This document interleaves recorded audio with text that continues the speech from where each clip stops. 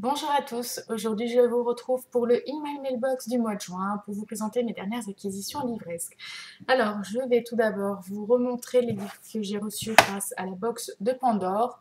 Donc j'avais reçu cette BD qui s'appelle Steph, c'est le tome C'est elle ou moi de Benjamin Ferré aux éditions Vendée Savane, donc une petite BD sympa qui raconte l'histoire de ce jeune geek qui aime aussi courir après les nanas. Donc on a des planches, voilà, comme ceci qui raconte quelques anecdotes de ce garçon. Donc, j'ai pas encore eu le temps de m'y pencher, mais je pense que ce sera fait très très rapidement. Ensuite, j'avais reçu dans cette box une petite romance jeunesse. Donc, il s'agit de Baignade interdite de Christophe Renaud aux éditions Petit à Petit. Donc, c'est une histoire sur deux adolescents qui vont se rencontrer et qui, je crois, vont aider à surmonter certaines épreuves du garçon qui a du mal à vivre et certainement accepter son adolescence ou les problèmes qu'il peut déjà rencontrer à cet âge-là. Donc, je vous avoue que la quatrième est assez longue à lire, donc je ne l'ai pas relue avant de faire la vidéo, mais de mémoire, je crois que c'était à peu près ça. Ensuite, toujours dans cette box, je vous avais présenté déjà 66, le tome 1, La prisonnière de Michel Lévesque aux éditions Hugo et compagnie. Alors, le problème, c'est qu'apparemment, cette série n'est plus éditée. Donc, je ne sais pas encore si je lirai ce livre ou pas, si je lui donnerai sa chance ou pas, ou si je le revendrai directement dans une librairie ou pas. Voilà. Donc, juste pour un petit mot, apparemment c'est un thriller jeunesse, ça allie conflits politiques, financiers, mafieux, expérimentation médicale militaire. Il y a des zombies. Donc, en soi, ça a l'air assez sympa, mais cette question de publication m'interpelle quand même et je suis assez hésitante du coup pour lire ce tome. Ensuite, le mois dernier, donc il y avait les Imaginales. Je n'ai pas pu y aller à mon grand désespoir. Par contre, Mélisandre, donc de la chaîne Maureen Denison, enfin vous devez connaître, qui d'ailleurs au passage fête ses 8 ans de blog et fait un petit concours chaque semaine là jusqu'à début juillet, donc n'hésitez pas à aller sur son blog pour découvrir les lots qu'elle peut faire gagner. Donc Maureen m'a gentiment pris un livre que je lui avais demandé. Il s'agissait de l'anthologie 2014 des Imaginales, Bar des Sirènes. Une anthologie qui comprend 10 nouvelles donc de 10 auteurs français. Donc il y a Samantha Bailly, Pierre Bordage, Anne Fakoury, Estelle Faye, Mélanie Fazi, Thomas Géa ou Guéa, je ne sais pas comment on dit, Régis Gaudin, Maya Mazorette, Frédéric Petitjean, Karina Rosenfeld et Yann de Saint-Rat. Donc il y en a 3-4 que je ne connais pas du tout. Les autres auteurs, j'ai pu les découvrir dans l'anthologie l'année dernière, sauf donc Samantha et Karina qui sont deux de mes auteurs françaises préférées et elles ont toutes les deux dédicacé leurs nouvelles.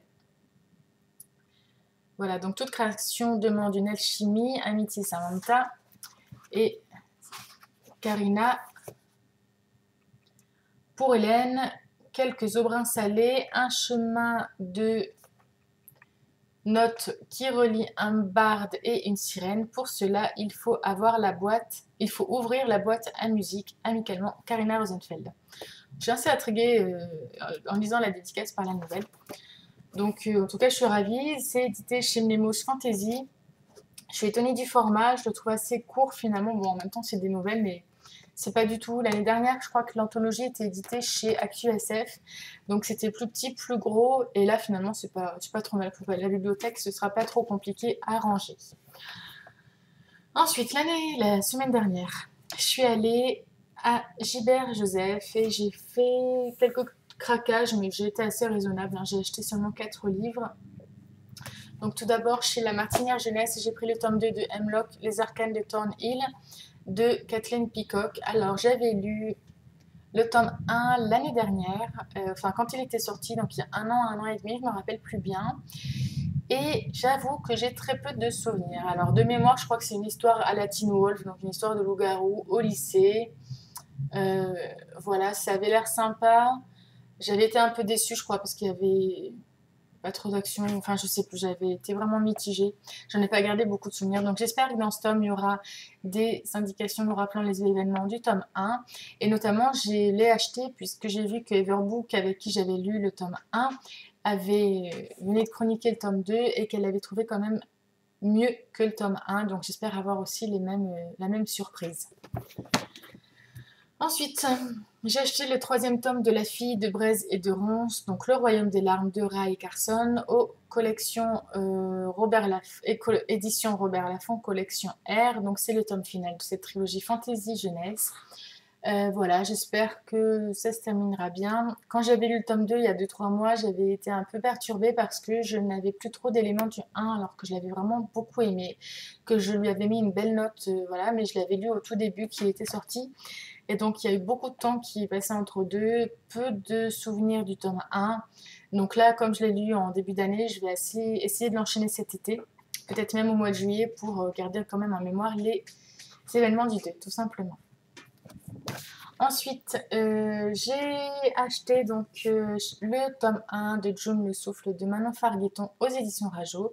Il était publié dans une autre collection, je ne sais plus chez qui, et du coup Rajo l'a réédité en poche. Alors je suis super contente parce que j'avoue que j'avais pas vraiment envie de l'acheter en grand format. Donc le poche me va bien, il coûte 7,70 €. On va dire, je sais pas trop à quoi m'attendre, alors je mets pas de grandes attentes, on va dire, au niveau de ce livre. Cela dit, là, je viens de commencer les suivants sur la liste de la même auteure et j'aime beaucoup son écriture, donc j'espère que je rentrerai dans son univers fantasy, puisque le livre que je lis actuellement, c'est plus du thriller jeunesse, donc là, on va changer de catégorie et j'espère apprécier ce début de trilogie.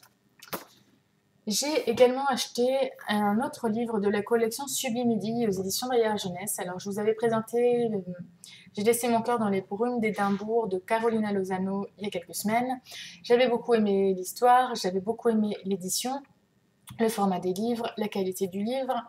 Et donc, je suis tombée sur ce livre-là à Gibert, qui est plus une romance fantasy. Donc, qui raconte l'histoire d'une dame qui est enfermée dans une tour depuis quelques années. Donc, on pense un petit peu à Réponse en lisant ça, mais apparemment, elle a une servante qui vient régulièrement l'aider ou qui est enfermée avec elle. Et en fait, elle est enfermée parce qu'elle a refusé d'épouser un seigneur. Mais un jour, elle essaie de s'échapper et apparemment, elle va faire passer sa servante pour elle, puisque un soir, le seigneur va vouloir venir discuter avec cette dame, mais elle sera déjà partie. Donc je trouve ça assez intéressant, j'ai hâte de d'en savoir plus sur ce livre. Je vous donnerai mon avis certainement à la fin du mois de juillet, parce qu'il va passer dans ma pile à lire de ce mois-ci. Ensuite, alors, j'ai regardé des vidéos de Noémie de la chaîne Il n'y pas, donc j'avais regardé son In My Mailbox dernier, et sa première vidéo sur les livres qui ont bouleversé sa vie. Et donc, elle avait présenté un coffret qui m'a énormément plu. Je ne l'avais pas encore vu, donc ça tombait bien puisque j'ai pas encore la trilogie chez moi. J'attendais pas grand-chose pour l'acheter. Il me l'a fallu absolument puisque j'adore. Ça a été des coups de cœur pour les 3 livres. J'ai adoré les films qui ont été adaptés. Le suspense ne dure pas, vu que je vous ai présenté Divergente le mois dernier. Là, je ne pouvais vous présenter que Hunger Games. Donc, le coffret est édité chez Scholastic. Ouais. Il se présente comme ça, il est très joli. Alors, il est juste un peu abîmé là, je suis un peu embêtée là par là. Il est un peu ondulé, mais bon, j'essaierai, voilà, là on voit bien. Mais bon, c'est pas trop dramatique encore. Voilà, le joli coffret. Et les livres, donc effectivement, comme le disait Noémie, je suis tout à fait d'accord avec elle, le coffret est assez épais, une bonne matière quand même, il ne s'abîme pas comme des petits coffrets plus en carton fin qu'on peut trouver sur certaines sagas. Et les livres sont tout simplement très très beaux. Donc on a le tome 1. Alors ce que j'aime beaucoup, c'est qu'à l'intérieur, quand on ouvre les premières pages, on retrouve le « Je l'aime au cœur » sur les 2 premières pages. Donc le tome 1, le tome 2 qui est en rouge, rouge, et en fait il y a des petits jeux de lumière en fait sur le Mockingjay, donc c'est assez sympathique. Voilà. Et alors le tome 3, je ne sais pas si c'est une erreur ou quoi, mais j'ai l'impression qu'il est un peu abîmé. Enfin, il a comme des taches. Alors Noémie, si tu regardes la vidéo, si tu peux me dire si le tien est pareil. Voilà, je ne sais pas si vous voyez bien, mais il y a des petits jeux de couleurs au niveau de la couverture noire. Et voilà, ça ne le fait pas sur les 2 autres, donc je ne sais pas si c'est un problème d'édition ou quoi.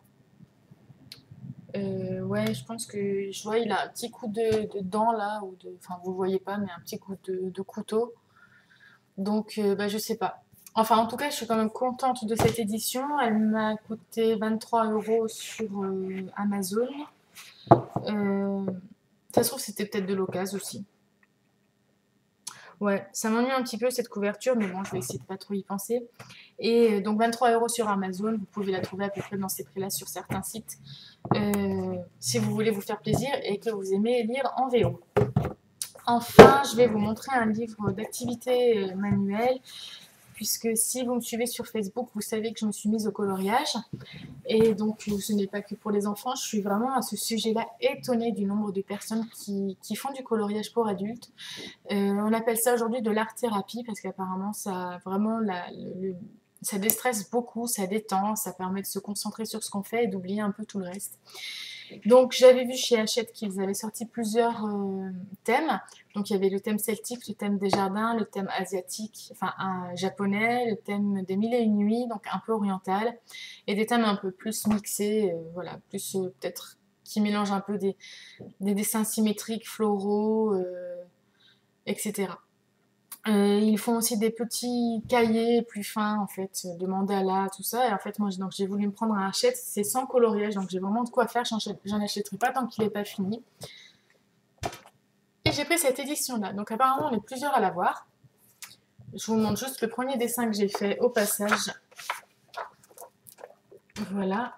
C'est assez joli comme motif. Enfin, je parle pas des couleurs, puisque voilà, après, c'est vraiment individuel. Donc là, j'en suis là. J'en suis vraiment au deuxième dessin. Et en fait, on a vraiment toutes sortes de coloriage à faire. Que ce soit du très fin, du épais, du symétrique, comme je vous disais. C'est vraiment, il y a vraiment de quoi s'occuper, je pense, tout l'été. Donc voilà pour cette In My Mailbox. Dites-moi s'il y a des livres qui vous tentent, s'il y en a que vous avez acheté, s'il y en a que vous avez lu, ce que vous en avez pensé. Sans spoiler évidemment. Sinon, je pense que voilà, je vais faire plusieurs vidéos cette semaine. Donc, je vais vous faire les favoris du mois de juin. Je vais vous faire également ma pile à lire mensuelle de juillet. Et bien sûr, je reviens demain pour le bilan mensuel du mois de juin. Voilà, je vous souhaite de très belles lectures, une belle journée et à bientôt.